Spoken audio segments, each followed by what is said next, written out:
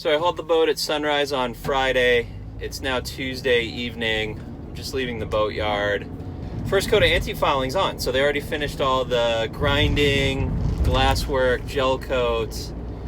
Also had a mechanical inspection done on all the running gear and seacocks and everything in the boat. I'll talk about that next week.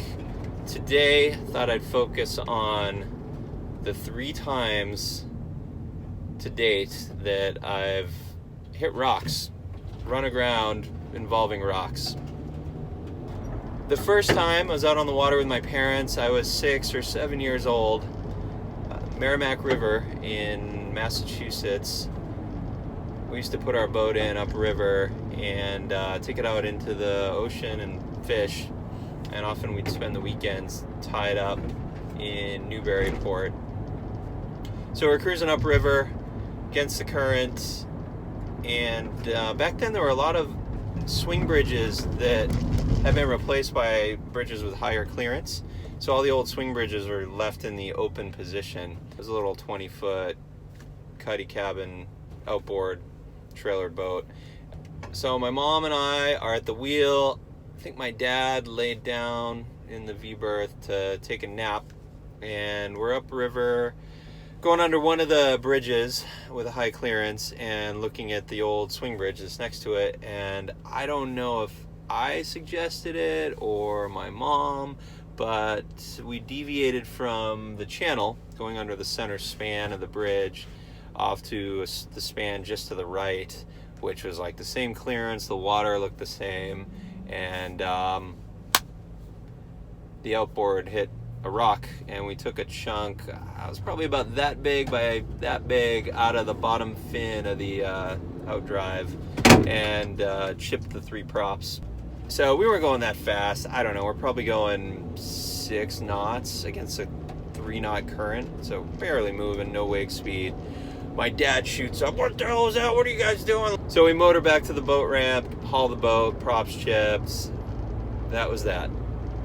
So as I got older and into high school, I would take that boat out with my friends, and we spent a lot of time on Lake Winnipesaukee. I had a couple of friends from school. I went to high school in New Hampshire, and different friends who had lake houses up there. So we would bounce around on the weekends from different houses. I was most familiar with the water around Rattlesnake Island, which is on the southern end of the lake, and if you're not familiar with that lake, it's fairly large. First time we put in up in Moultonborough, which is like the northeast corner of the lake, and it's kind of what they call the finger region up there. The skinny water, a lot of rocks, not a whole lot of markers. None of them are illuminated. They were mostly just sticks. Some were painted, some aren't.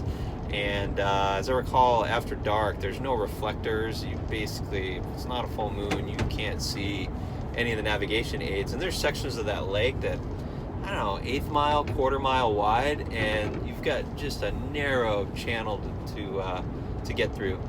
So we go down from Moultonborough to Wolfboro, have dinner.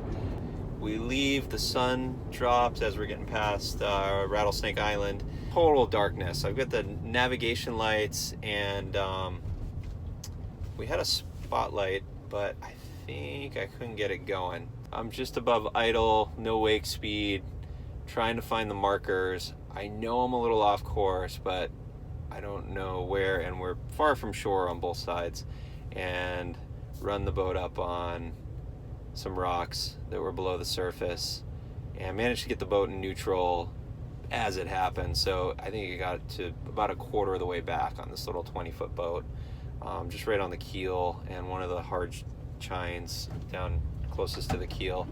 Took some chunks of gel coat and a little bit of glass out of the boat, backed off of that, and then my 2 high school buddies are terrified. "Oh, we're gonna sink, the boat's sinking," and we were fine. We didn't take on any water. And that was my first lesson back at the house at how to work with gel coat. So I get through college, I move out to California. More than a decade goes by where I'm not on the water. End of the 5th season with our 34-foot trawler, and I took 3 friends out to the island, guy trip. I had a reservation for a mooring in Cherry Cove on the A row, which is right up against the wall. So we got in there at about 10:30, 11 a.m. little to no wind, just the occasional little puff of wind, but it was essentially still.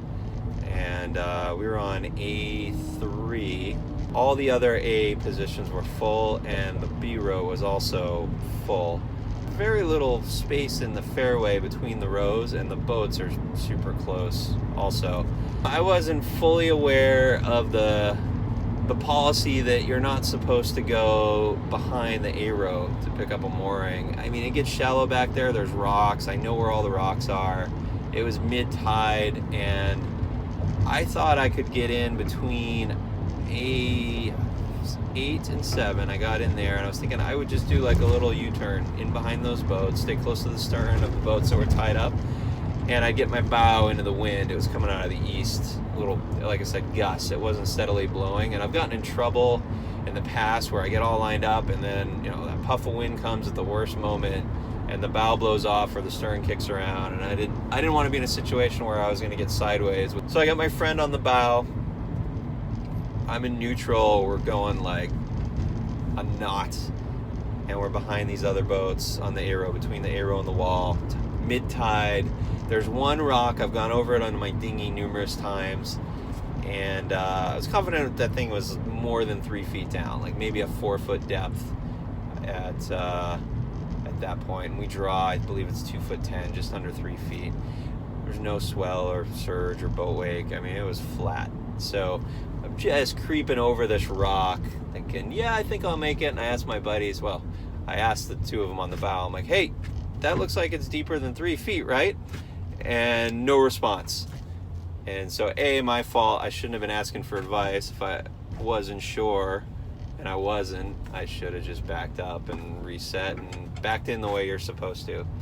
But I got a little overconfident. I was super paranoid over the last couple visits to the island where it was super windy, and I just didn't want to have the wind on the beam or on my stern because my bow turns so fast downwind.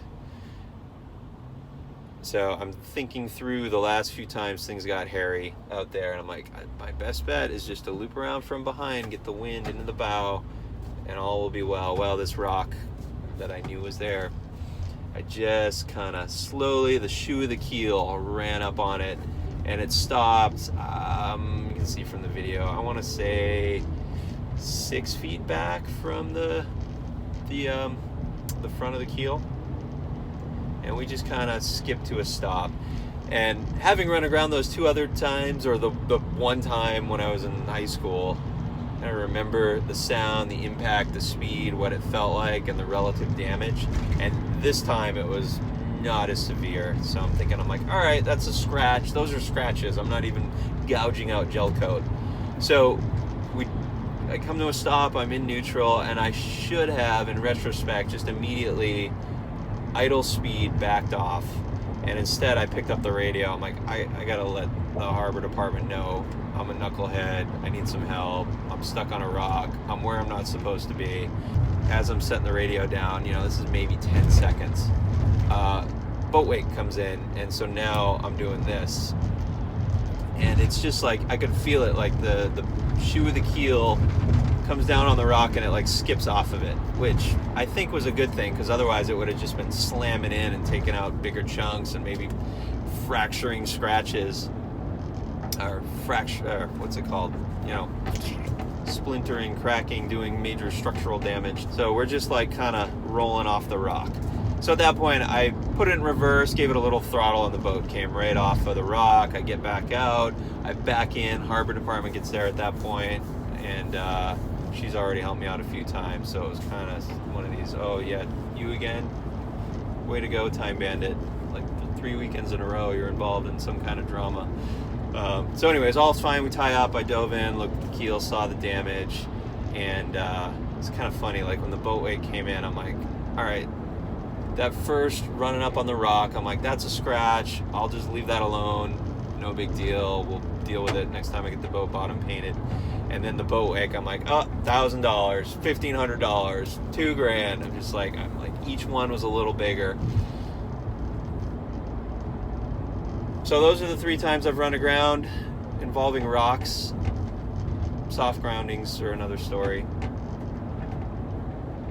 I'll get into the numbers and the repairs next week. Thanks for watching.